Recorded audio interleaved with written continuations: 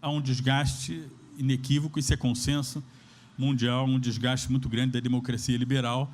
Democracia liberal, entenda-se, a democracia que incorporou no século XX o sufrágio universal, portanto, é uma invenção do século XX, a democracia liberal com sufrágio universal. E durante muito tempo, a minha geração, acho que todos nós aqui fomos educados para pensar a democracia como algo atemporal, uma coisa que deu tão certo, foi a despeito de suas dificuldades, né? Ela deu tanto certo que ela estaria, em tese, condenada a dar certo sempre. Democracia como alguma coisa que ninguém nunca, pelo menos a minha geração, nunca pensou que pudesse ser alguma coisa que poderia ser superada em busca de um outro tipo de modelo ou regime político, né? Então, essa ideia de que é algo eterno, hoje está sendo bastante questionada por esses debates, como eu mencionei, de pós-democracia, qual é o formato que vai readquirir essa reinvenção democrática que muito se debate no mundo. E aí, eu aproveito e faço alusão a um grande autor que marcou muito a minha vida intelectual, bastante mesmo, desde a época do doutorado e na época também de professor universitário, que era o Karl Polanyi.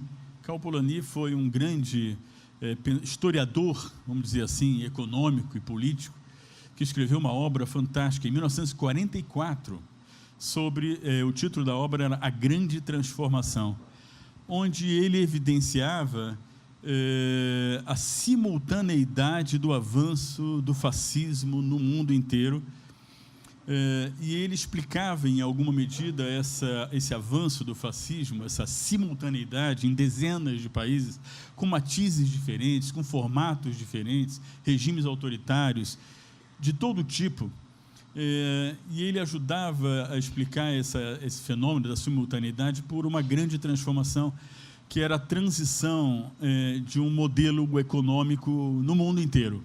Nós transitávamos de um modelo econômico muito baseado na indústria têxtil, na siderurgia, e avançamos na direção do chamado, conhecido Fordismo, né?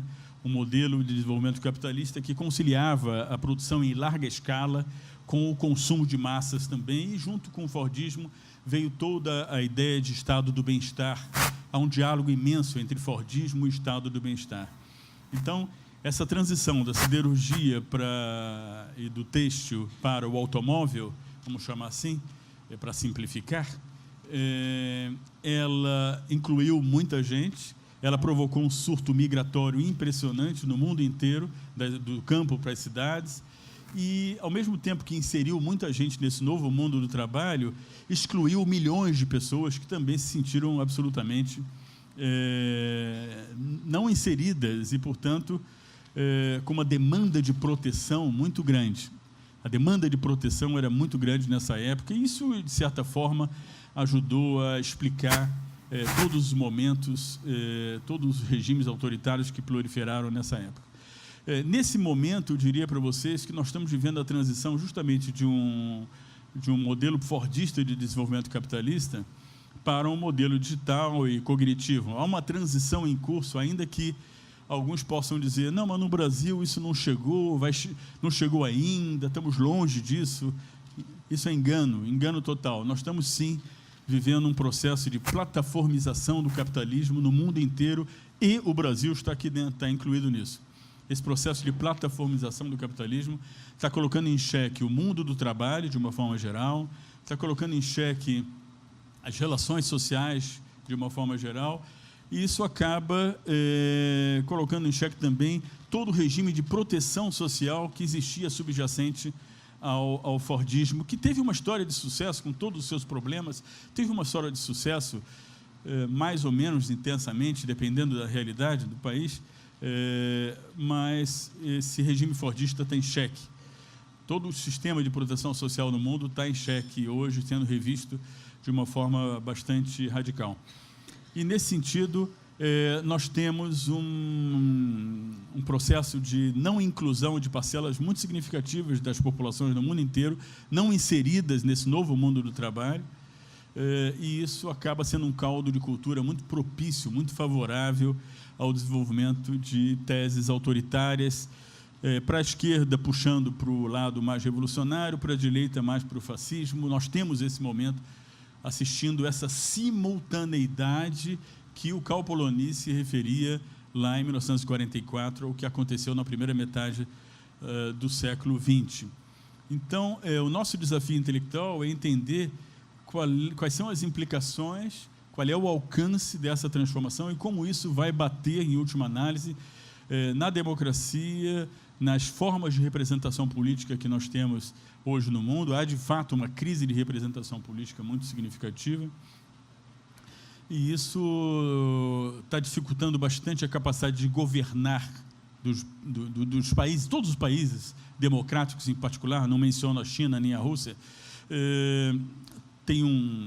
Para terminar, eu diria que tem um autor que eu gosto muito, que é o Moisés Naim, inclusive é colunista do Estado de São Paulo, ele é de Harvard, ele é venezuelano.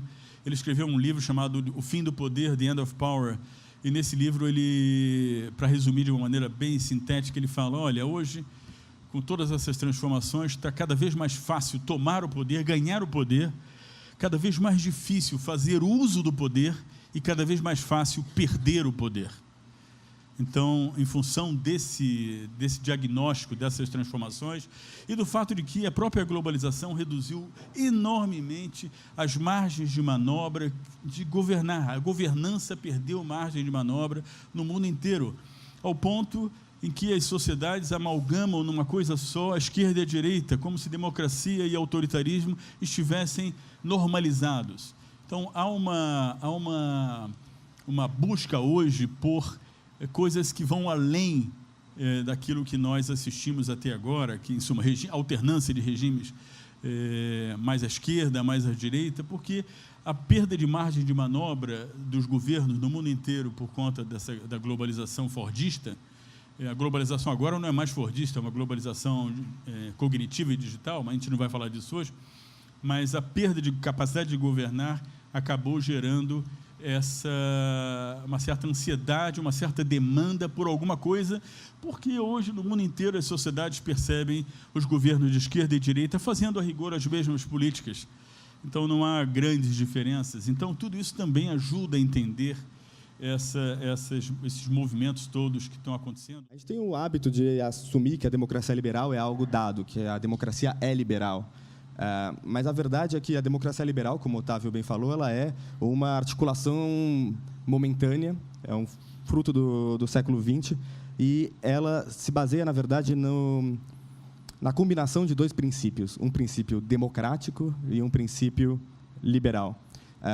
E se a gente voltar na história, quase 250 anos atrás, na Revolução Americana e na Revolução Francesa, que a gente muitas vezes pensa como marcos de um processo de democratização, talvez eles tenham sido, mas não foram diretamente marcos de um processo de democratização. Na Revolução Americana, principalmente, você não tinha, entre os pais fundadores, você não tinha o uso do termo democracia. Eles não queriam instituir nos Estados Unidos uma democracia.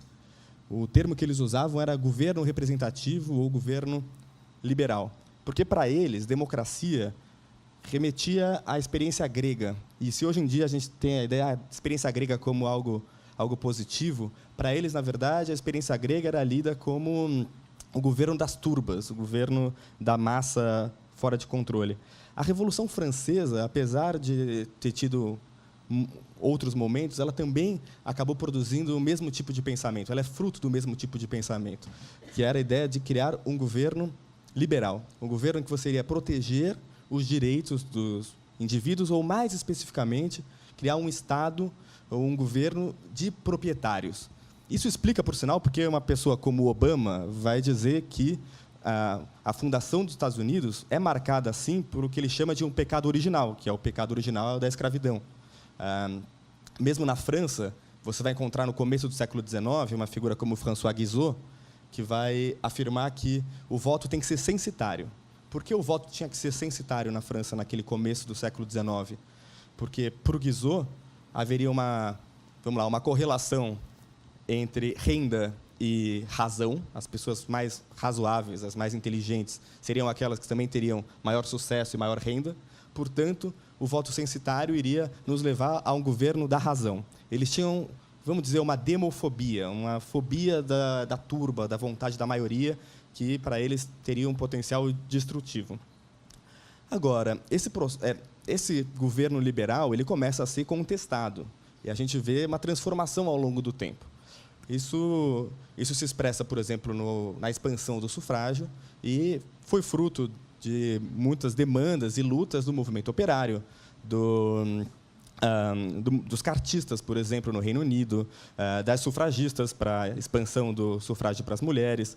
E, enfim, você tem todo um movimento das camadas populares, por assim dizer, pela expansão do voto. E, ao longo do tempo, principalmente ali no final do século XIX e, sem dúvida, no século XX, você vai ter uma democratização do Estado liberal.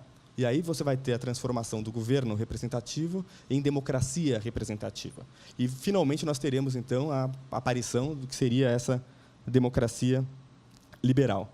O que a gente precisa entender, e eu faço essa revisão histórica para explicar isso, é que essa articulação entre um princípio democrático, a maioria governa, e um princípio liberal, a gente vai proteger o direito das pessoas, dos indivíduos, a articulação entre esses dois pilares ela não é necessária, ela é fruto de um processo histórico.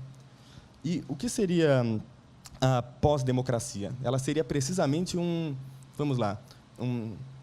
uma separação entre esses dois pilares. A articulação que existia, ela começa a se afrouxar em favor do lado, digamos, liberal, entendido como liberalismo político, mas que tem consequências econômicas, em detrimento da noção democrática da vontade da maioria.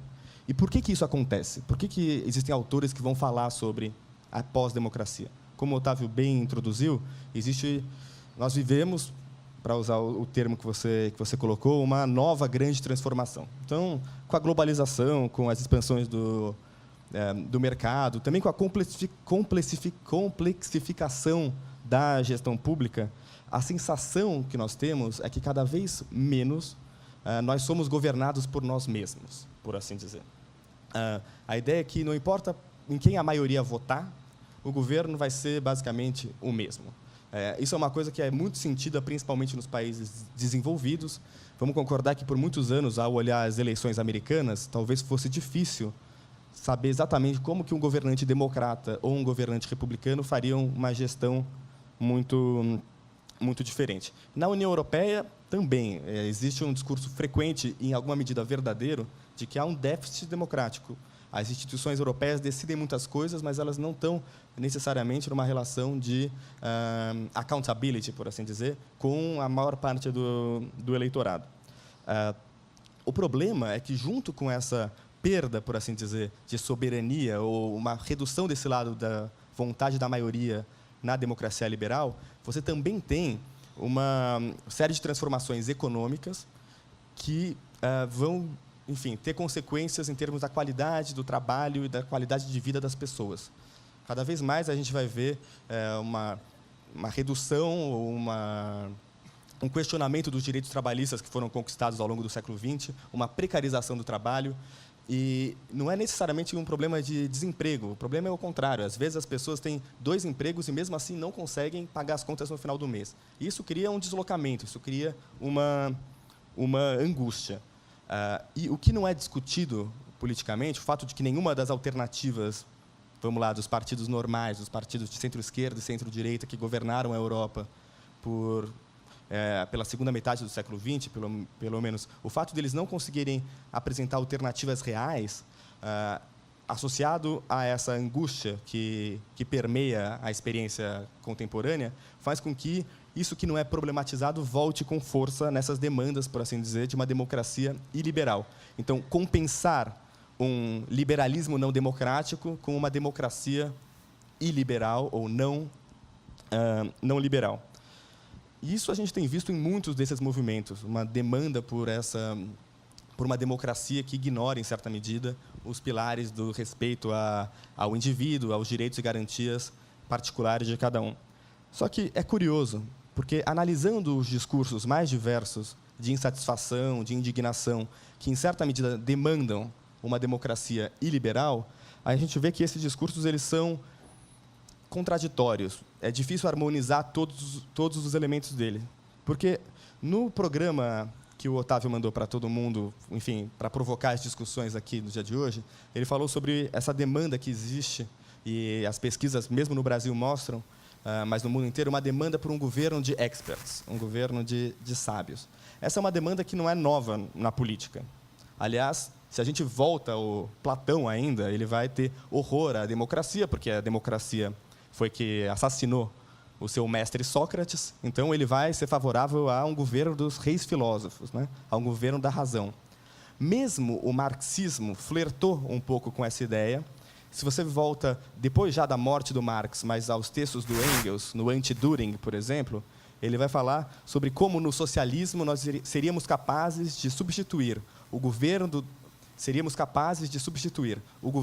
dos homens pela administração das coisas.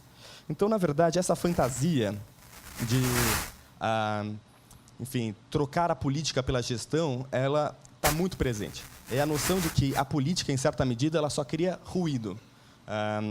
O paradoxo, no entanto, é que, se por um lado a gente vê na sociedade, nas pesquisas de opinião, uma demanda por um governo de experts, por outro lado, as pessoas que têm sido eleitas por essa mesma população, elas são tudo menos os experts. Vamos concordar que qual é o caráter técnico do Donald Trump, qual é o caráter técnico de um Silvio Berlusconi, qual é o caráter técnico de um Bolsonaro. Isso não... Então, é curioso porque se um governo de técnicos ele iria reduzir o ruído da política, as pessoas estão elegendo britadeiras com megafone. Assim, então, ao invés de reduzir o ruído, elas estão colocando cada vez mais ruído. E é curioso porque esses dois discursos, muitas vezes, aparecem emitidos pela mesma pessoa. Acho que a Chantal vai falar um pouco sobre essa manifestação dos coletes amarelos na França. É um movimento muito plural, a gente encontra de tudo lá dentro. Mas o que é interessante é que algumas pessoas lá dentro vão defender, por um lado, que enfim, as pessoas não são ouvidas, que a voz da maioria não é escutada.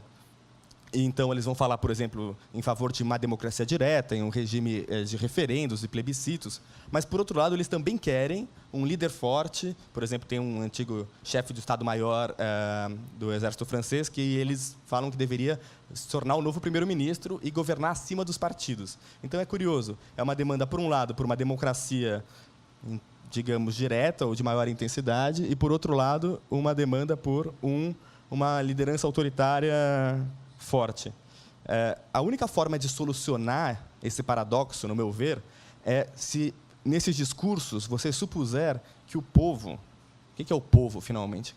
Que o povo ele existe, que ele tem vontades, interesses, que ele tem uma identidade clara, e que, na verdade, essa vontade e os interesses do povo só não são representados porque a política cria atrito, porque ela cria ruído. Então, na verdade, um líder autoritário seria aquele capaz de, conhecendo essa vontade do povo, fazer essa voz ser ouvida. Então, ele vai irromper de forma autoritária e barulhenta para poder fazer com que a política corra sem maiores ruídos. Agora, nessa situação, então, de uma demanda por democracia iliberal, o Otávio ele tinha nos provocado também nesse texto que mandou para todos nós, falando sobre os desafios da democracia daqui para frente. Como reencantar a democracia, ou como reinventar a democracia em um momento que ela estaria perdendo seu encanto. Queria voltar um pouco ao Max Weber, porque ele fala muito sobre o processo de racionalização que marca a redução da importância da religião na nossa sociedade. E, para isso, ele vai usar o termo desencantamento do mundo.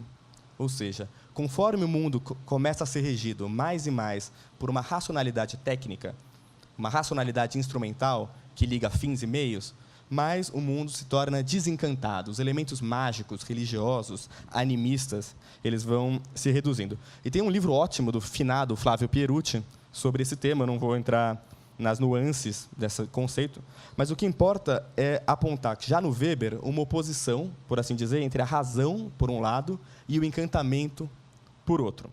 Mas a verdade é que o próprio Weber apontava os problemas dessa racionalização excessiva. Primeiro, enfim, acho que é consenso hoje, quase todos os teóricos políticos concordam que não dá para separar razão e emoção, que essas duas coisas andam juntos. E, em segundo lugar, eu acho que mesmo um regime da razão precisa de emoção para se sustentar, porque os laços sociais que nós criamos não se baseiam apenas em argumentos racionais. Nós temos laços afetivos que nos mantêm juntos, que fazem com que nós sejamos um povo, uma nação, o que quer que seja. E, finalmente, o Weber vai falar sobre o risco dessa racionalização nos prender em uma gaiola de aço, como ele mesmo fala. Por quê? Porque a racionalidade, o processo de racionalização, ele fica muito preso a uma noção de eficiência. Todo mundo é a favor da eficiência, mas a gente precisa entender que eficiência diz respeito a meios e fins.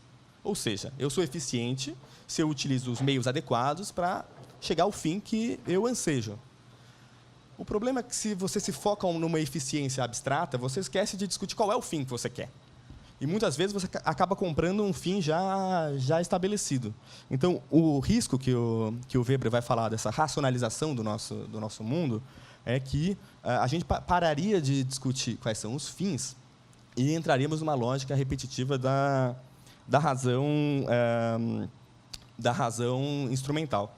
E é por isso que ele mesmo vai falar da importância de líderes carismáticos, digamos, como aqueles capazes de reencantar o mundo, aqueles capazes de romper com essa lógica de uma racionalização crescente.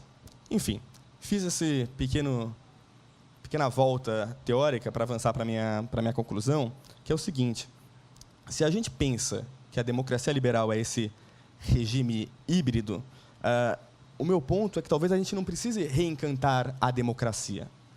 Porque eu acho que a democracia, com esses líderes autoritários, esses líderes de uma democracia iliberal, que alguns chamariam de populistas, apesar de eu não gostar muito do termo, eles já estão, em alguma medida, reencantando a democracia. Eles estão reencantando a democracia de uma forma, no meu ver, negativa.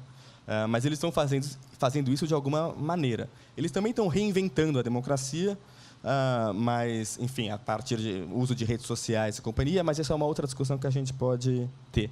Então, se a democracia já está sendo reencantada, o que eu quero dizer com isso? Nós estamos voltando à velha discussão sobre os processos de formação de massa, a identificação de massa com o líder que é adorado, o líder que é idealizado, o líder que parece ter alguma coisa mágica, por assim dizer. Então, se a democracia já está sendo reencantada nesse sentido, talvez o que a gente precise seja reencantar o liberalismo.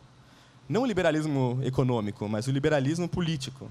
E por que eu digo isso? Porque, na minha visão, o princípio liberal, quando articulado com o princípio democrático na democracia liberal, ele quer dizer o quê? A minha interpretação é que ele é uma defesa do pluralismo, uma defesa da ideia de que, na verdade, ninguém tem uma resposta certa, que a gente precisa respeitar a opinião do outro e que, enfim, a nossa vida política em conjunto é feita de conflitos, é feita de disputas, mas que a gente se respeita mutuamente, em que o outro não é um inimigo a bater, mas é um adversário a respeitar. Então, no meu ver, reencantar, por assim dizer, o liberalismo, que é a brincadeira que eu quis fazer aqui, ele iria nesse sentido. Nós precisaríamos colocar à frente um discurso político que aceita que ninguém vai ter razão, aceita que qualquer discurso sobre a sociedade ele é contingente, ele é parcial, que ninguém nunca vai ter razão total sobre como gerir a coisa pública, como gerir a nossa vida em comum. Isso pode ser custoso, é muito mais fácil se encantar com um líder autoritário, mas a gente precisa conseguir aprender a se encantar com essa contingência, com essa incerteza, com essa abertura para o desconhecido, que é essa experiência, no meu ver, da democracia liberal. Agora, para a gente se abrir para essa contingência, a gente precisa atacar uma das raízes do problema. E aí, agora, é a minha conclusão mesmo. Como eu falei, as transformações que acontecem no mundo do trabalho, e não apenas nele, na sociedade como um todo, criam essa angústia, criam um desamparo, criam precarização. E nós precisamos ter uma discussão séria sobre como responder a isso. Porque nas outras discussões que nós já organizamos aqui no República do Amanhã, falou-se muito sobre como o atual modelo de segurança, de proteção social, ele está condenado a alguma hora desaparecer, como ele está envelhecido, como ele é anacrônico em relação às novas modalidades de trabalho que existem.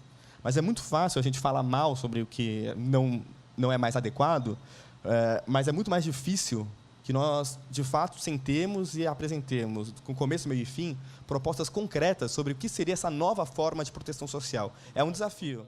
Olha, eu não gostaria de descasar a reflexão sobre o que está acontecendo na política do que está acontecendo em geral, porque a gente corre o risco de dar um grau de autonomia para a política que ela tem, em alguma medida, mas é uma autonomia bastante relativa, porque o grau de liberdade que se tem, os constrangimentos materiais balizam, né, o que a democracia consegue ou não fazer, o que a política consegue ou não fazer. Se você retomar a história do século XX, basicamente a esquerda se dividiu em 3 segmentos, por assim dizer, em 3 frontes aí de batalha. A primeira, com nuances, com variações, mas tem um bloco que via no chamado sistema soviético, com reforma, sem reforma, não importa. Tinha uma turma grande que via ali um caminho.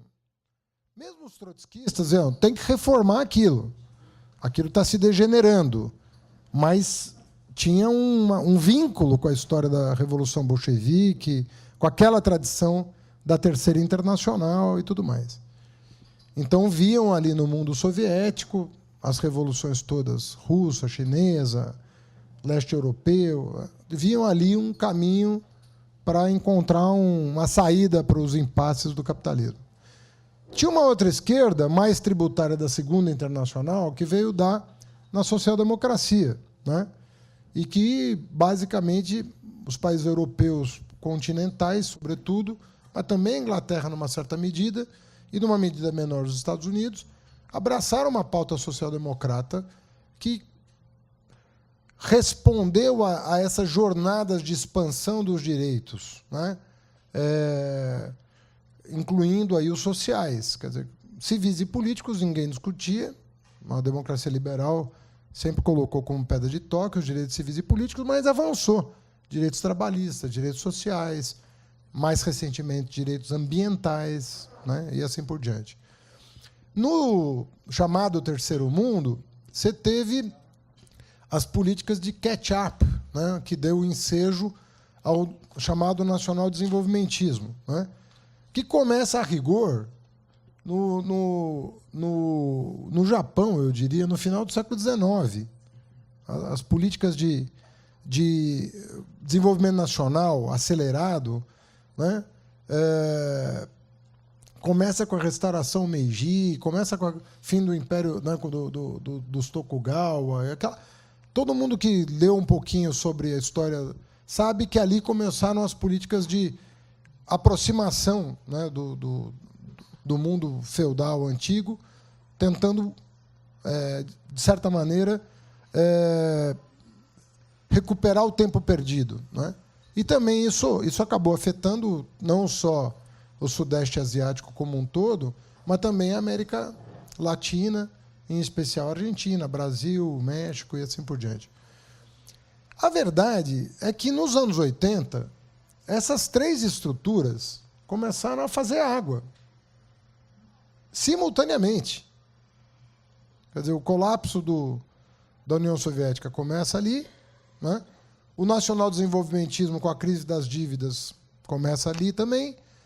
Por incrível que pareça, o Japão, né, que superou todo o subdesenvolvimento, também foi enquadrado pelos Estados Unidos com as políticas do ien forte e parou de crescer. O Japão se tornaria, talvez, a maior potência econômica, tudo mais constante, foi enquadrado pela potência militar. Falaram, não, chega, né? Fizeram 2 acordos sobre câmbio, um no Louvre e um no Plaza, 2 hotéis, e acabou o assunto ali. E nunca mais ninguém falou do Japão. Agora a gente fala da China, que, de certa maneira, é tributária da paralisia da economia japonesa, porque o capital migrou para lá, né? E hoje está essa guerra comercial entre essas duas potências. E a social-democracia também entrou em crise, né? Muito fruto dos processos de globalização. Porque, na verdade, quando os Estados nacionais começam a demonstrar uma determinada fragilidade, isso vale para os 3 modelos, porque os 3 modelos têm um pressuposto, o Estado Nacional. O sistema soviético tinha esse pressuposto, a social-democracia tinha esse pressuposto, e o nacional-desenvolvimentismo tinha esse pressuposto. Quando o Estado Nacional começa a ficar pequeno para a atividade econômica, para a financiarização, para a desregulamentação, para a chamada acumulação flexível, que substitui o fordismo e começa a se apropriar de novas tecnologias descentralizadoras, inclusive, para utilizar uma nova mecânica de vantagem comparativa, né? Tudo isso coloca o Estado Nacional em xeque, e toda a governança do pós-guerra, que foi laboriosamente construída, inclusive pelo Keynes, ele próprio, né? Isso tudo começa a não valer mais, né? E nos anos 80, com Thatcher e Reagan, você tem o começo do que acabou em 2008. Isso que é interessante. O que acabou em 2008, com a enorme crise financeira que nós tivemos, ele, na verdade, começou nos anos 80, com o colapso dessas estruturas que, né, vigiam até então, e com o advento da desregulamentação dos mercados no plano global, né? Nós fomos beneficiados, em certa medida, pela globalização, porque o chamado ciclo de commodities se deve, inclusive, à especulação em torno do preço das commodities. A gente imagina que só se especula no mercado acionário e no mercado imobiliário, e não é verdade. Você especula com commodity. E o Brasil acabou sendo beneficiado por isso também, justamente no período Lula, né? Porque ele tinha um grau de complementariedade muito grande com a economia chinesa, que estava bombando a 12%, 14% ao ano. Nós pegamos carona nessa locomotiva. E tivemos, não só por isso, mas também por isso, tivemos um período. Em 2008 veio uma crise severa, né? E a maneira como a gente resolve a crise, ela dá lugar a, na minha opinião, a 2 direitas diferentes. Uma direita que essa nova direita está chamando de globalista, contra a qual ela reage, né? Tem uma direita antiglobalista, né? Nós estamos fazendo parte dessa história agora. Nós, o Orbán, o Trump, fazemos parte da direita antiglobalista. E uma direita que é neoliberal progressista, que é Merkel, Macron, Hillary, Obama e tal, que acreditam no na velha democracia liberal estendida, né? De certa maneira, transbordada para um mundo mais integrado, mais interdependente e tudo mais. E que perdeu pontos em 2008, porque eles vinham comandando as coisas até 2008, até acontecer a crise, né? E, de certa maneira, você fala, pô, começou com o Reagan e o Obama completou o serviço. De certa maneira, o projeto neoliberal que nasce nos anos 80, ele não foi contestado pelo Clinton, ele não foi contestado pelo Obama. Você pode falar, não, do ponto de vista social tem uma diferença. De fato tem, né? O Obamacare é uma diferença. Você tem diferenças, né? Sobretudo para o público interno americano, né? Mas, do ponto de vista da governança global, eu diria que é muito mais sutil a diferença entre o governo democrata e republicano do que internamente, né? Então, para nós outros aqui, né, democratas e republicanos representavam, de certa maneira, uma mesma visão de nova governança global. Quando vem a crise, isso fica na conta do chamado neoliberalismo progressista, né? A crise é como se fosse um produto encomendado, né, e que mostrou a insuficiência desse projeto, que ainda está em disputa. Porque, por exemplo, o Brexit. O Brexit ele é uma reação à chamada integração, né? ao chamado globalismo. Mas, seguramente, hoje, mais de 50% dos ingleses devem estar bastante angustiados com o que pode acontecer o mês que vem na Inglaterra. Dia 29 acaba o prazo, vamos ver o que vai acontecer, né? Se você conversa com uma parte da esquerda europeia, né, eu tive falando com Felipe Gonzalez, com Antônio Costa agora, um mês atrás, eles são super pró-integração europeia. Não querem sair da Europa. E se preocupam com essa visão nacionalista que está ressurgindo na Europa, que é uma reação à crise de 2008, porque a vida ficou mais dura para todo mundo. E a reação tem sido negar a globalização a favor de valores nacionais, a favor de maior autonomia nacional e assim por diante. Bom, o que isso quer dizer do ponto de vista democrático? Quer dizer o seguinte, que se nós não...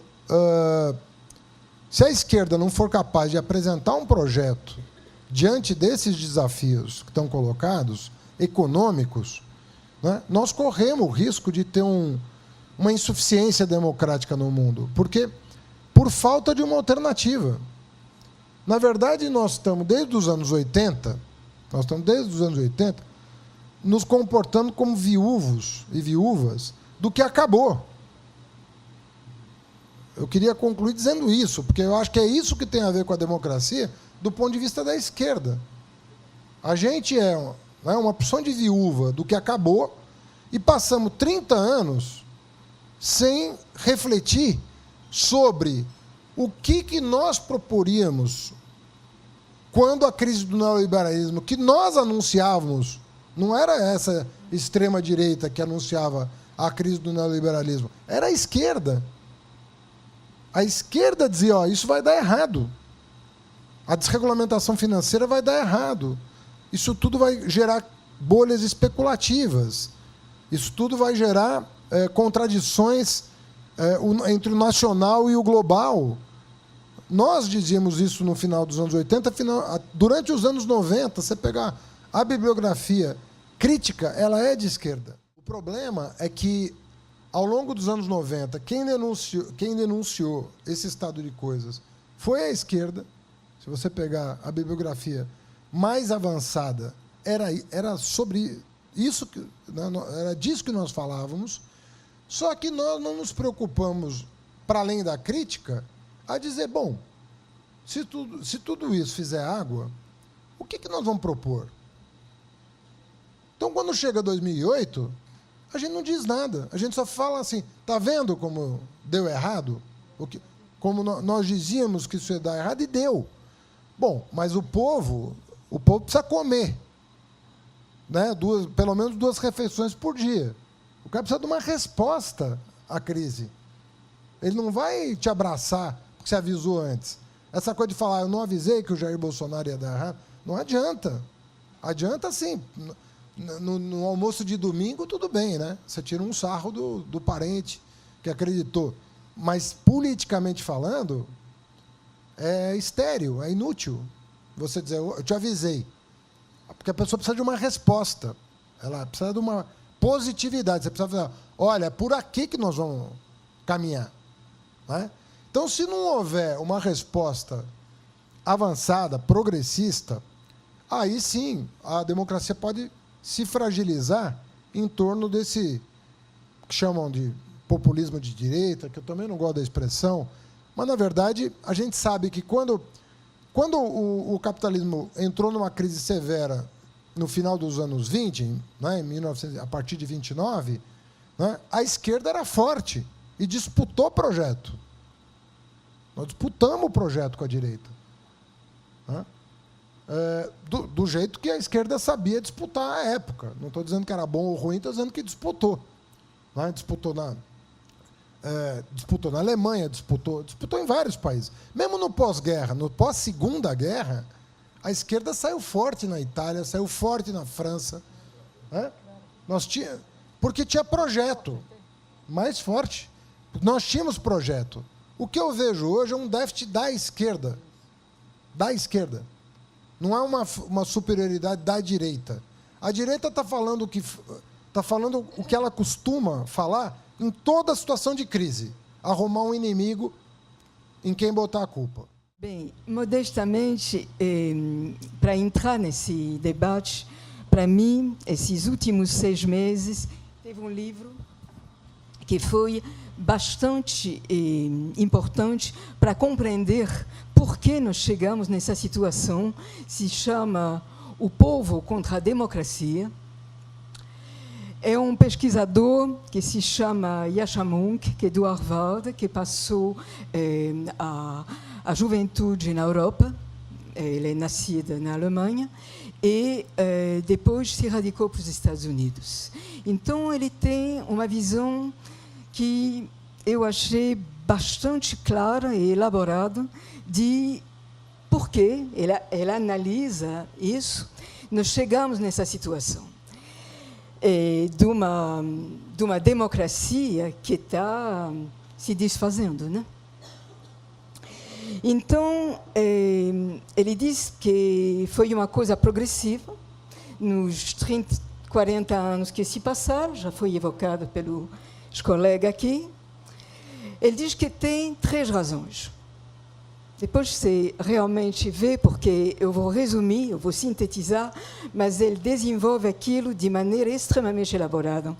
A primeira é a estagnação do nível de vida intergeracional. Ou seja, hoje em dia, os meus filhos estão ganhando menos que eu ganhava na mesma época da vida. Isso, ele diz que é um fato que essa situação de problema transgeracional junto às desigualdades que foram muito bem mostradas pelo Thomas Piketty, hein, eu acho que cada um está sabendo, é um primeiro traço dessa democracia em perigo, em dificuldade. O segundo ponto que ele dá é o problema cultural e identitário, ou seja, surgiram nas sociedades ocidentais, não sei se no Brasil é tão real, mas ele desenvolve isso muito, que, para fazer curto, o homo branco não é mais o único a existir nessas democracias e, realmente, ele se queixa bastante daquilo. E o terceiro ponto, evidente, é um ponto óbvio, eu vou voltar com os coletes amarelo com aquilo, é o problema do crescimento das redes sociais, de uma informação que se transformou completamente, com condições de comunicação e de direito à palavra entre povo e elite que mudou completamente. Então, são esses 3 constats, essas 3 constatações que ele, mais uma vez, estuda cada parte do livro nas constatações, no mínimo 80 páginas, desenvolvendo esses assuntos, realmente, para quem interessa, vale a pena, que faz com que nós estamos nessa situação. Bem, ele é uma pessoa extremamente construtiva, então ele também esboça soluções. Das soluções, que claramente são mais fáceis de identificar do que desenvolver, ele diz que tem que domesticar o nacionalismo. Essa domesticação do nacionalismo, na Europa, hoje em dia, né, acho que todos aqui viram o que aconteceu com o antissemitismo esses últimos dias em Paris, né, que foi uma coisa, uma ressurgência, né, como uma doença infantil que voltou, né? Ele diz que esse nacionalismo tem que tentar domesticar para um novo patriotismo, por que não? Mas que esse patriotismo seja inclusivo, né? Que ele inclua os que chegam. O segundo ponto é o ponto da economia, né? Essa economia que tanto ficou desigualitária e problemática em relação intergeneracional. Então, ele diz que tem que corrigir essas desigualdades e ir por um crescimento que seja mais inclusivo também. E terceiro ponto, a questão das redes sociais e do acesso à informação, né? E o fato que, no final, estamos num momento que cada um pode falar o que acha, o que bem acha, né? Ele diz, então, que tem que lutar pela educação. Para ele é o assunto número 1 da questão, contra os discursos de ódio e reintegrar essas redes sociais numa urbanização civilizada, né? Numa coisa urbana, né? Perdemos isso. Isso são realmente as 3 pistas que ele dá para, como boa pessoa positiva, tentar sair dessas 3 questões complicadas que a democracia se meteu. Só para lembrar, o título do livro é O Povo contra a Democracia. É o título do livro. Em inglês era People versus Democracy. E ele evoca um último ponto, que é um ponto que concerne, evidentemente, a democracia em si, que já foi evocado aqui, e aí me faz a transição com esse gilet jaune na França, que é uma participação dos cidadãos à democracia entre eleições. Entende? Porque as pessoas hoje em dia são eleitas, mas para 4 anos ninguém mais quer dar um cheque em branco para os dirigentes. Daí a remarca dos colegas de dizer que dirigir hoje em dia é muito difícil, né? E aí me remete para esse exemplo que eu vou tentar desenvolver. Evidentemente que é uma questão muito complexa, esse caso do gilet jaune, dos coletes amarelos. Eu vou desenvolver só a nível de 2 focos, 2 ângulos. As redes sociais, e 2, o complotismo.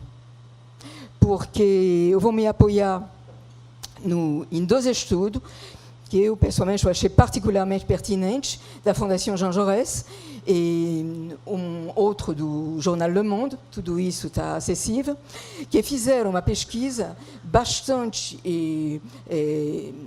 puxada sobre como nessas redes sociais eles conseguiram passar de uma petição online a um movimento que se reivindica hoje em dia de 2.700.000 followers. Eu vou só dizer aqui que o presidente Macron, eu peguei isso, poderia pegar outra coisa, tem 2.400.000 followers. Né? Só para ter uma ordem de comparação, por exemplo. Então, primeiro, redizer por que ele se chama gilet jaune. Não sei se todo mundo está sabendo. Ele se chama gilet jaune porque na França, no carro, você tem que ter um colete, que é um colete amarelo, que se vê de noite, você tem que ter ele no carro. E como é um movimento que começou por uma questão que era a velocidade, né? Eu não vou entrar em detalhe porque não tem muito interesse, mas, enfim, o governo, em janeiro do ano 2018, fez passar uma medida para ter menos mortes nas estradas, passando a velocidade nas estradas secundárias de 90 a 80 km por hora. Olha, eu tenho muito interesse nessa. Então a gente fala depois, se você quiser, mas eu não quero, eu acho que eu não sei nem se eu saberia totalmente expor, porque tem bastante tecnicidade no assunto, mas, enfim, foi muito, muito controvertido pelos eleitos locais, e esse gilet jaune pegar essa bandeira e começar com isso. Isso é janeiro, mas, evidentemente, sei que todos seguiram, em outubro, novembro, teve essa questão do aumento da gasolina, né? Com uma taxa bastante grande, e aí foi a gotinha que fez realmente com que a coisa se desenvolveu. Então, como que o movimento da velocidade na estrada o carburante mais caro vai ficar no movimento que vai reivindicar sobre a fiscalidade, os direitos dos homens, enfim, vocês viram todas as reivindicações, tenho certeza, e que faz com que, no final, ninguém pode ficar indiferente àquilo, e sobretudo os políticos. Ninguém pode ficar indiferente. De repente, eles ficaram com o apoio, só para dizer dois percentagens, 47% dos franceses diziam que era a favor e 22% simpatizava muito com eles. Ou seja, virou um movimento de cólera, né? Como foi chamado. Né? Cólera aqui no... Cólera, perdão. Então, entrando um pouco mais, para não ser também muito longa, como a petição online e uma chamada Facebook faz com que milhões de pessoas vão aderir àquele movimento. A ponto, isso tudo também vocês seguiram, de cada sábado se meter em cidade. Primeiro foi Paris, foi o famoso 17 de novembro, que quebraram Paris inteiro, né? E depois na cidade de província, e como que se meter a constituir um movimento desse imenso. Então, as tentativas de explicação nesses dois estudos que eu estava me referindo, em relação à rede social, funcionam da seguinte maneira. Primeiro, o papel fundamental, não é só para esse movimento, as eleições americanas foram constituídas daquela maneira, né? De uma plataforma que coloca na frente não as publicações mais recentes, mas as publicações que têm mais audiência. Né?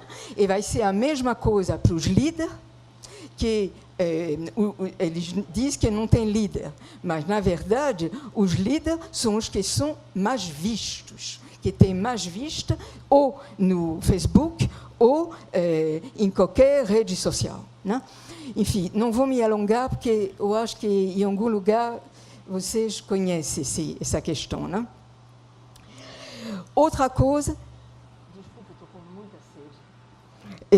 outra coisa é uma informação que se constrói de maneira participativa. Então, vai colocando mais informação, e nessa informação, de maneira totalmente horizontal, vai se reforçando uns ou outros, sem eles, e isso ficou realmente totalmente comprovado, não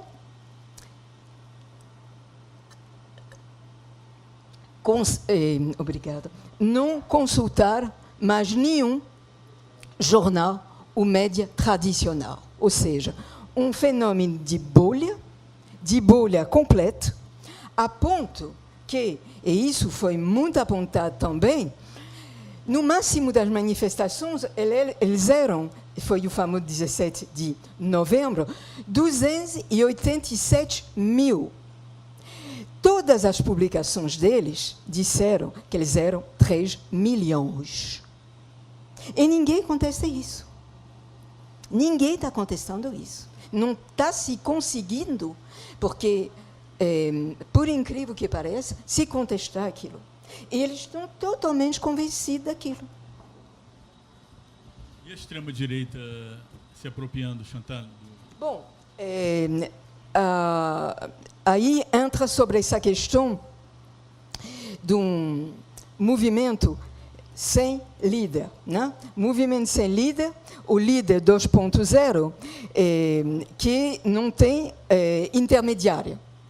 O que está se vendo é que e a extrema esquerda e a extrema direita tentou se colocar. Bom, como todos anotaram, nem o patronato, nem um sindicato fizeram parte do movimento, né? Então, os líderes políticos tentaram se colocar, e aí que eu queria entrar também, essa segunda pesquisa que foi feita mostrou um outro fenômeno que é muito ligado à extrema-direita, que é o complotismo, né? Para não ser muito longa, uma pesquisa que foi feita pela Conspiracy Watch e pelo IFOP, pela Fundação Jean Jaurès, em dezembro. Então, em todos os itens, tipo complocionista, tipo o tráfico de droga é feito pela CIA, tipo a imigração é feita para ter uma grande substituição dos povos, eles estão 20 pontos a mais do que a população normal. Não vou dar percentagem, porque não quero também ser longa com esse chifre, mas, por exemplo, sobre a imigração e a grande substituição da população, esses gilets jaunes, eles estão a 46%, a média da população é 25%. Então, o complotismo é extremamente presente nesse segmento da população que vai ser manifestante e no sábado e no longo dessas 14 semanas, esse sábado que vem é episódio 14, como se fala, sobre essa questão da influência e das influências que, evidentemente, não tem neutralidade alguma. Eu acho que eu vou ficar por aqui. Quero começar dizendo, a propósito, lembrar uma frase de Gramsci, que virou a bête noire da direita, da extrema-direita antiglobalista no Brasil. E quando ele diz que, quando um mundo está acabado, porque se o mundo já acabou e outro não se constituiu, é hora dos monstros, né? E ele disse já há bastante tempo, e, de certo modo, nós estamos em situações em que vem à tona, de maneira aguda, esse entrelugar, que é, de certo modo, o que veio sendo dito em todas as falas, né? E, do meu ponto de vista, talvez o que eu possa contribuir num primeiro momento aqui é falar sobre o fato de como que isso engendra narrativas, especialmente a famosa fake news, ou, portanto, um gênero narrativo que é o da invenção, da ficção política, que tem, vamos dizer, uma função, parece que muito crucial nesse estado de coisas que estamos falando. Acho que, possivelmente, a emergência, né, notícias falsas usadas a título de instrumento político sempre existiram, certamente. Agora, primeiro, é claro que dentro de um mundo digital, que é, ao mesmo tempo, sintoma dessa mudança, é, ao mesmo tempo, o campo onde as notícias falsas podem proliferar de maneira sistemática, simultânea e maciça. Portanto, esse é um fato completamente novo nesse sentido. E, ao mesmo tempo, acho eu, por tudo que foi dito, se nós estamos falando que a política não descreve os acontecimentos, ou seja, a vida política parece a democracia liberal, mas, vamos dizer, os sujeitos políticos, individuais ou coletivos, parecem não estar no comando de nenhum processo que anda como que a revelia de todos.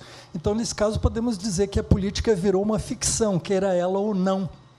E que não estranha, nesse caso, que a ficção o uso da ficção passe a ser um instrumento de luta política que ganha uma proeminência entre todos os outros, não é?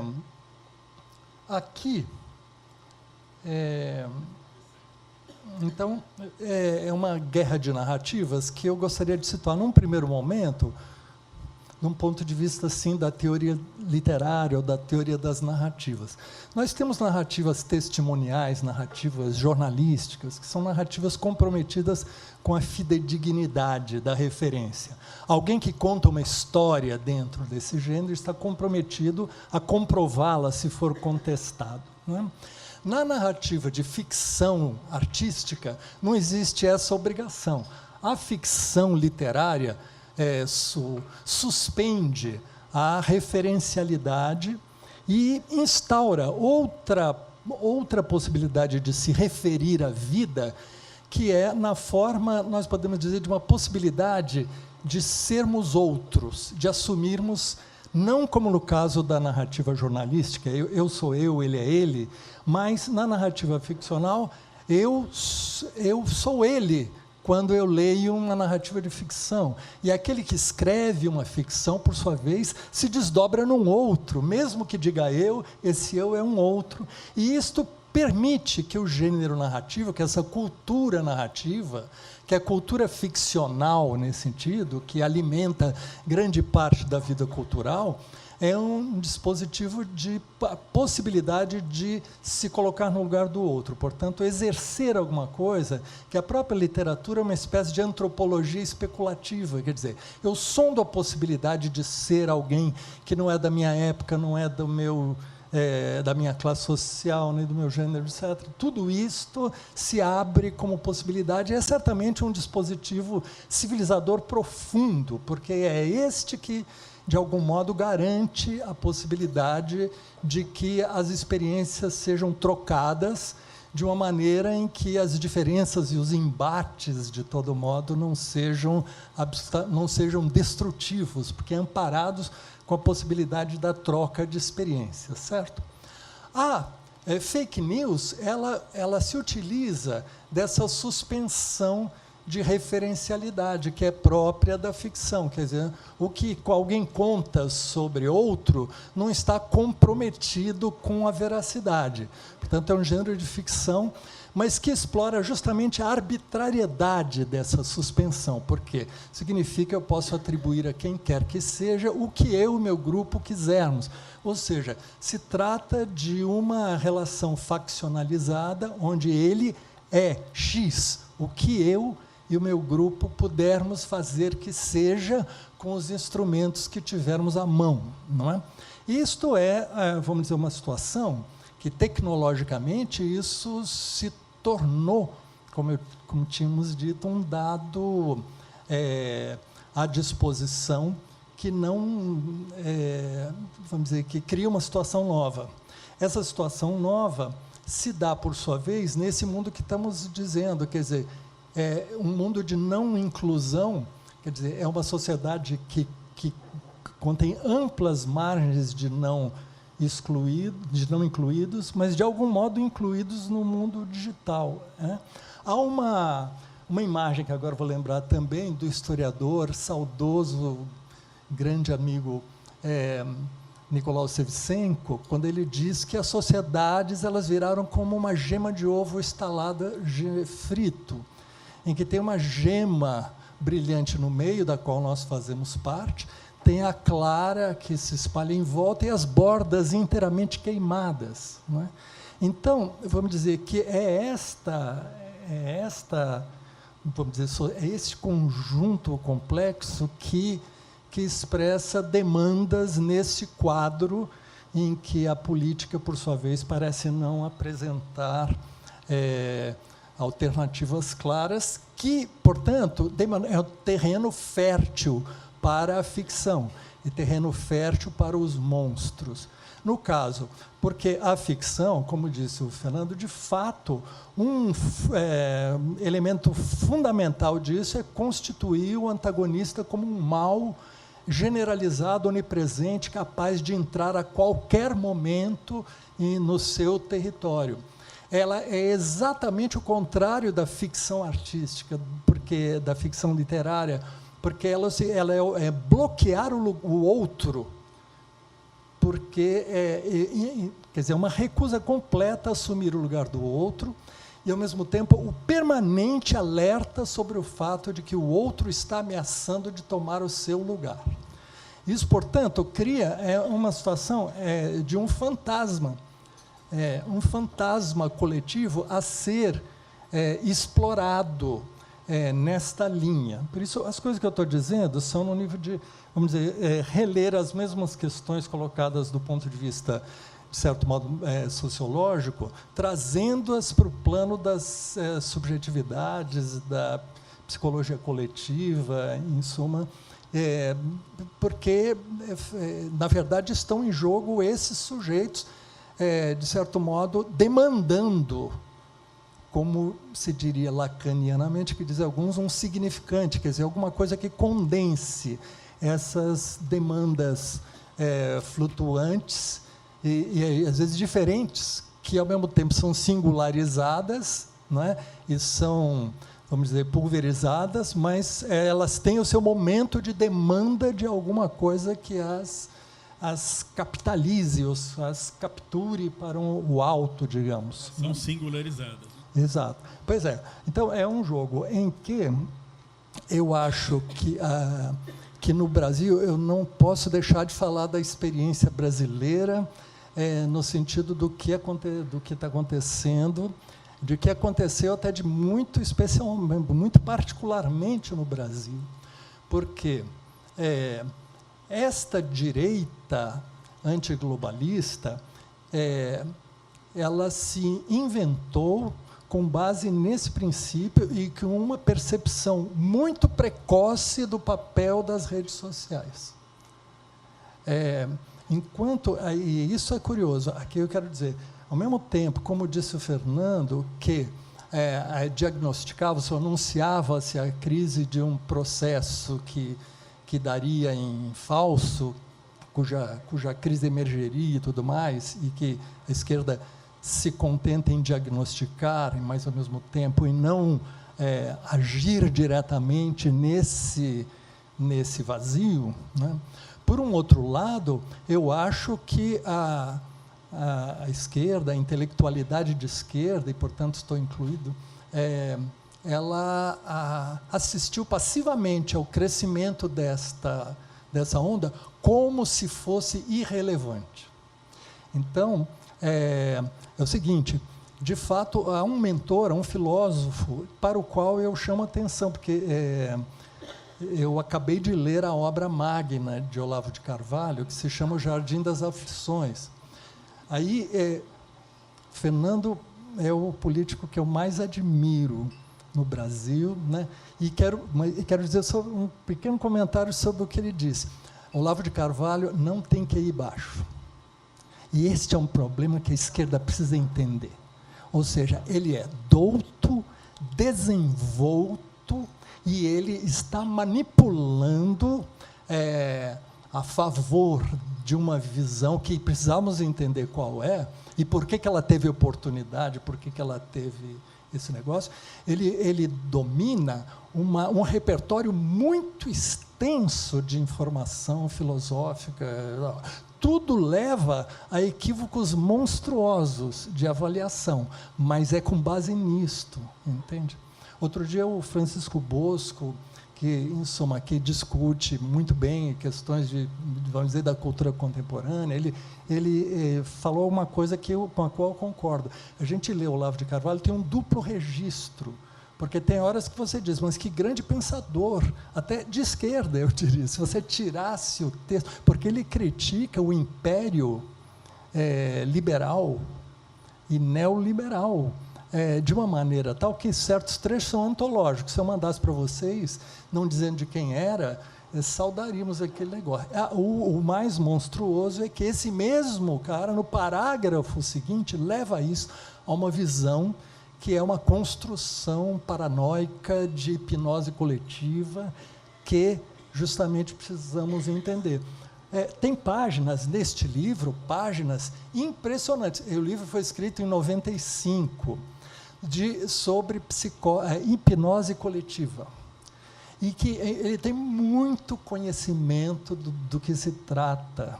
E fala, ali ele diz, ele historia as várias correntes dessa manipulação psíquica e diz o seguinte: há uma hipnose informática que está se nos oferecendo. Até agora, se ninguém usou, é porque não percebeu ainda. Ele diz, quer dizer, na verdade, ele avisa o que ia fazer lá àquela altura.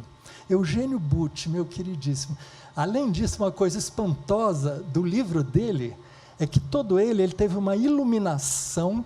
Esse livro, ele conta como se fosse um estalo de Vieira, porque ele faz uma automitologia, e como se fosse aquela noite em que Descartes vislumbrou a sua, em suma, e que ele diz que escreveu o livro numa noite, o que é um pouco improvável, porque tem 430 páginas, mas como eu disse, faz parte, mas tudo nasceu dele ter ido ao curso do Adalto Novaes, do qual nós participamos, e onde ele assistiu a uma palestra de José Américo Peçanha sobre Epicuro, no Jardim das Delícias. Por isso o livro dele se chama O Jardim das Aflições, e ele inverte isso. Dali ele extrai, daquela conferência e daquele mago sedutor que ele vê hipnotizando a plateia, ele extrai daquilo, ele tem um insight que eu acredito que é o seguinte: o medievalista que ele era, voltado a um pequeno grupo, voltado para o passado, aquela noite ele teve a intuição de como ele ia atuar sobre o mundo contemporâneo. E como que Epicuro, que aliás foi um assunto de interesse de Marx, portanto Marx e Epicuro juntos, davam uma espécie de modelo do que é a cultura contemporânea. A mistura de hedonismo com marxismo é, afinal, o mal que ele vai denunciar, e vendo isso no gramscianismo cultural e tudo mais, né? Então, vocês vejam, através disso, ele criou, naquele momento, o seu objeto paranoico. Esse objeto paranoico éramos nós, eu e você, Eugênio Butti, porque nós fazemos parte dos ciclos do Adalto Novaes, sendo sempre convidados. Mutações, né? Mutações nos últimos anos, mas tem mais de 30, naquela época nem era ainda mutações. Só quero dizer... Tá bom, obrigado. Mas eu quero dizer o seguinte, é que ele... Bom, ele descreve aquele grupo como um grupo ferrenho, articulado, secreto, fazendo um plano de intervenção sobre o Brasil, de maneira a calcar um molde intelectual a ser generalizado sobre tudo. Nós participávamos disso e não sabíamos disso, que a coisa tinha essa envergadura, que tinha essa coisa. Mas isso faz parte? Eu não sei, eu estou me estendendo já? Tá, desculpa. Porque eu perdi a noção da hora porque eu me empolguei. Mas eu quero só dizer com isto é o seguinte, que ele constituiu ali o seu primeiro objeto contemporâneo a ser atacado, não é? E que é um objeto ficcional, aquilo é inventado. No entanto, é esse princípio que depois vai se transformar em tudo que o gramscianismo cultural, o PT, o kit gay, em suma, todas essas coisas que juntam Olavo de Carvalho com filhos de Bolsonaro, etc., e que atuou nas eleições de uma maneira a segmentar a sociedade brasileira em fatias e atacar através do WhatsApp, em cada uma o seu fantasma social. Ou seja, identificar aonde que está o medo e atacar nesse medo, dizendo que você vai ser invadido. E tal. Então, esse é um processo que é preciso ser entendido e faz parte disso tudo que estamos falando. E nós não falamos nada Eugênio, nós do grupo, desconhecemos solenemente que aquele livro que falava daquele ciclo, daquele filósofo, etc., que morreu logo em seguida, nem leu o livro, o Zé Américo, nós desconhecemos solenemente, desdenhando as chances daquilo. E acho que, em parte, pagamos por isso. E por isso eu acho que é fundamental entender os processos subjetivos de massa que entram nessa coisa toda. A tendência, não apenas do que acontece no Brasil hoje, mas do mundo, é cada vez mais que as pessoas se apeguem a essas fantasias, e essas fantasias que vão precisamente apresentar o outro como a encarnação de todo o mal, um inimigo a ser abatido. E a grande ideia, na verdade, é que não é apenas que a grama do vizinho é mais verde que a minha. A grama do vizinho é mais verde que a minha porque a minha é menos verde que a dele. Ele está gozando as minhas custas, em certa medida. E por isso ele deve ser eliminado, porque ele é obsceno, porque ele é imoral, a gente desumaniza o outro. É um desafio, eu acho que é um dos grandes paradoxos da nossa democracia, esse paradoxo de como lidar com a intolerância. Mas nós não podemos apenas reafirmar a mesma gramática, que é apresentar o outro como se fosse também um monstro terrível, grotesco, obsceno, a ser eliminado, porque está gozando as nossas custas. Então, acho que a travessia da fantasia, para voltar para o Lacan, não é abandonar a fantasia, mas é aprender a lidar com ela. Aprender a gente atravessa a fantasia pela fantasia, né? Aprender a viver com o nosso sintoma, aprender a lidar com ele. Ela não vai desaparecer, mas a gente vai precisar conseguir tomar recuo e olhar ela criticamente. Então, não se deixar levar por essa vontade de destruir o inimigo, de querer aniquilar com ele. Então, eu gostei muito da sua contribuição, como eu gostei da contribuição dos outros. Obrigado. O projeto de 80, o projeto que a gente chamou de neoliberal, aqui, na verdade, é uma aposta numa espécie de neoliberalismo progressista global, era disso que se tratava, com os riscos que correu, sobretudo no campo das finanças globais, porque a gente não pode esquecer que são dois planos diferentes.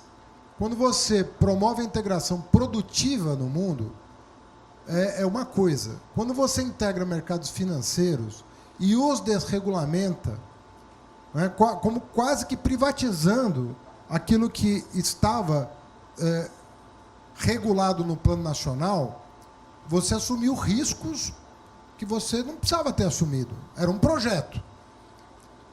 O que eu disse foi que a esquerda foi quem denunciou isso em primeiro lugar. Não foi nenhum pensador de direita que falou: olha, as finanças são o calcanhar de Aquiles desse projeto. Isso aí vai gerar problemas para os quais nós não temos governabilidade. Porque a governabilidade do pós-guerra, Bretton Woods, era uma governabilidade que tinha como pressuposto a regulação nacional do sistema de crédito. E as agências supranacionais eram exatamente isso, supranacionais. Elas promoviam, a FMI, Banco Mundial, promoviam uma regulação dos mercados. As bolhas especulativas que estouram em 2008, nos vários mercados, acionário, imobiliário e no de commodities também, colocam esse modelo em xeque. Portanto, é o liberalismo progressista que sofre uma derrota política em 2008. O que acontece em seguida? A esquerda não tem, que fazia a crítica, não apresenta um plano de superação.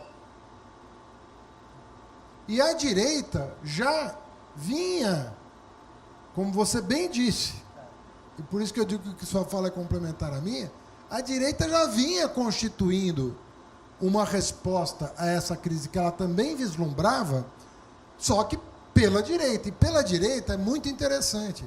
Ela tem que ter um traço pré-moderno.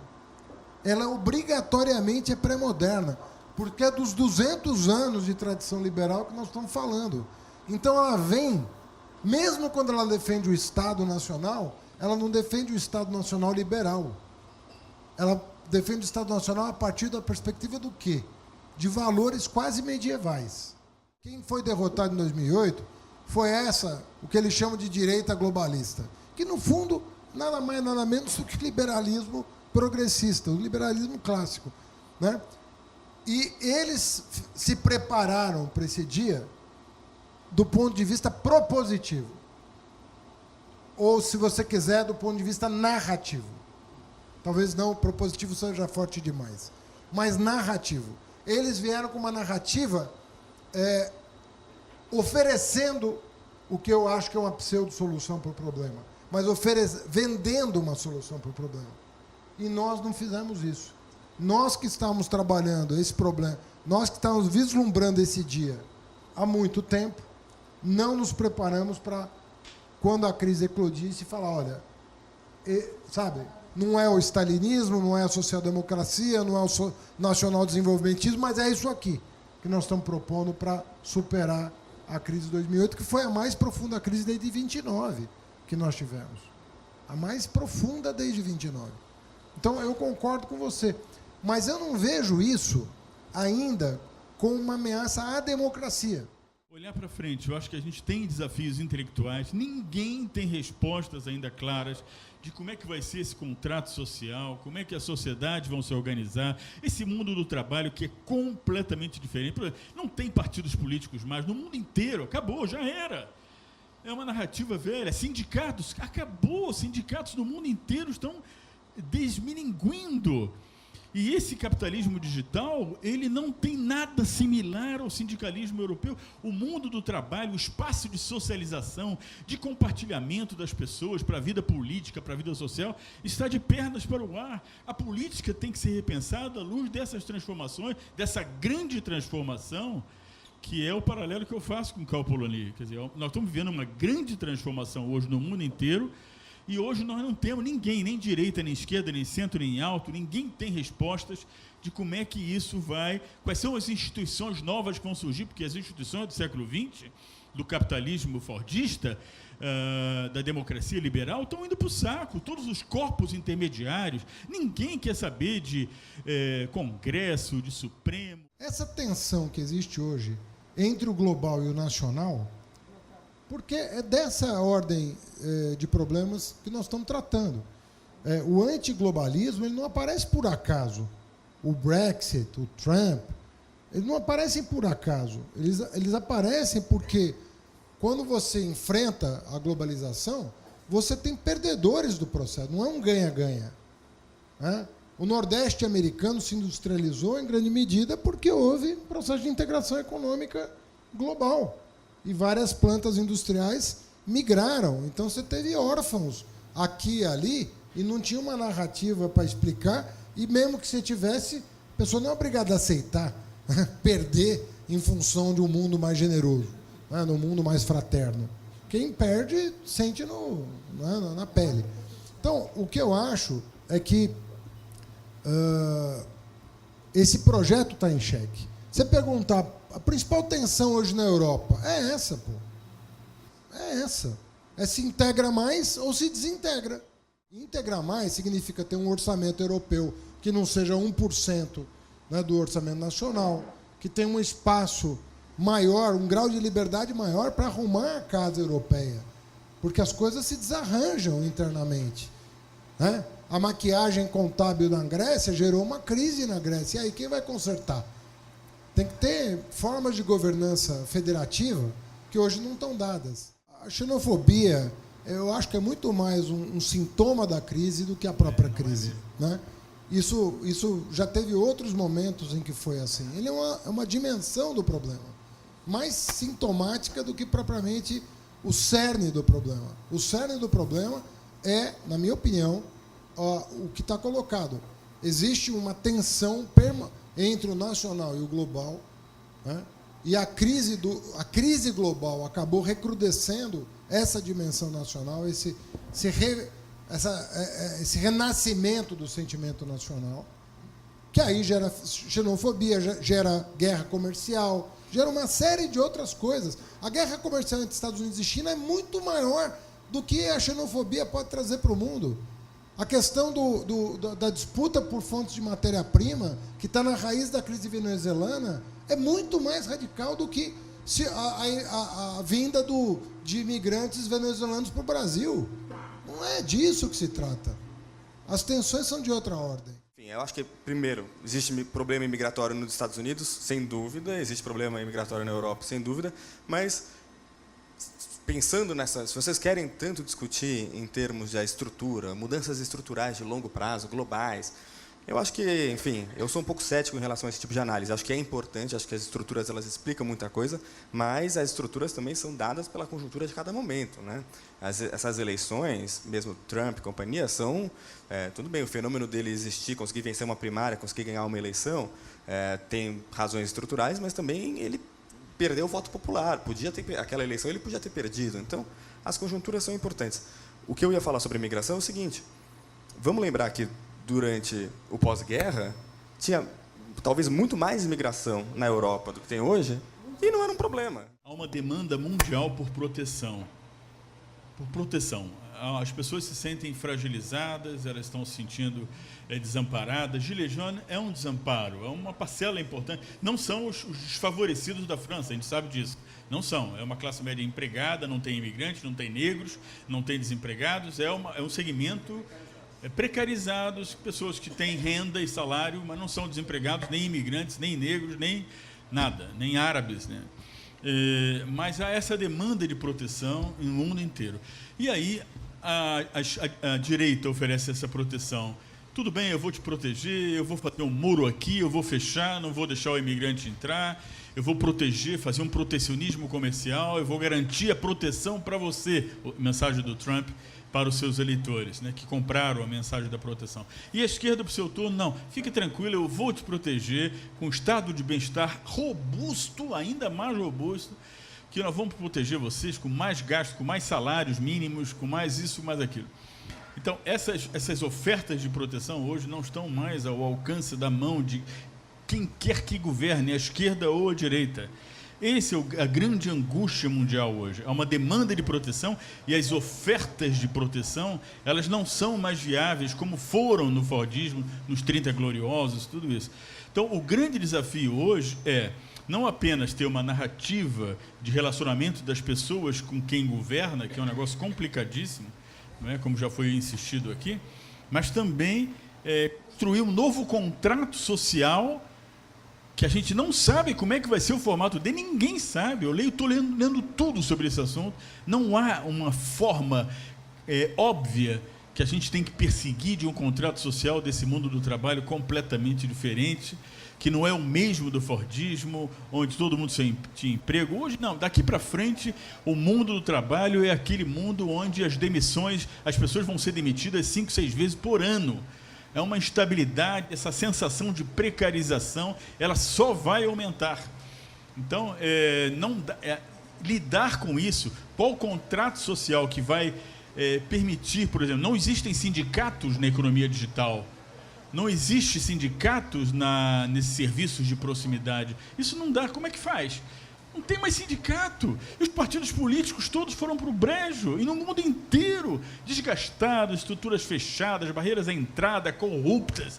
O mundo inteiro, não é só no Brasil. Então não tem partido político, não tem sindicatos, não tem formas de articulação política. E o desafio intelectual é esse. Como é que vai ser a política do futuro? Como é que a gente vai olhar para frente e pensar a política? Eu acho que isso é o que me move como intelectual. Teve um momento em que a Chantal disse uma frase, essa frase ficou para mim ressoando, é essa que eu devolvo, é uma pergunta: é possível civilizar a internet? Ou seja, o que é possível fazer para isso? Por um lado, é uma tecnologia da inteligência espantosa, uma criação que coloca toda a memória humana instantaneamente à disposição. Então, isso é uma coisa de um potencial emancipador, por um lado, enorme. Por outro, ela é o próprio suporte das mais espantosas aberrações naquilo, daquilo que vamos ter, quer dizer, medos, pois é, em suma, medos, fantasias, demonização do outro, etc., que venham com uma força redobrada e tal. Isso é uma situação que pede uma coisa do tipo, estabelecer limites, responsabilização, porque tudo isso, tudo que há de nefasto na internet acontece pela margem de irresponsabilidade que ela cria, né?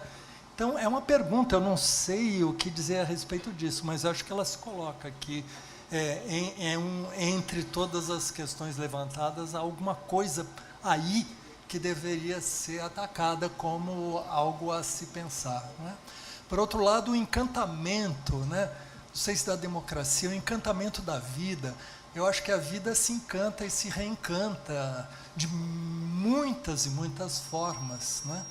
Hoje em dia, se sabe o quanto a cultura deixou de ser alguma coisa, vamos dizer assim, definidora para o destino das sociedades. Assim como a ideia de interesse coletivo, a ideia de que uma ficção compartilhada como algo que nos faz viver a experiência de humanidade, né?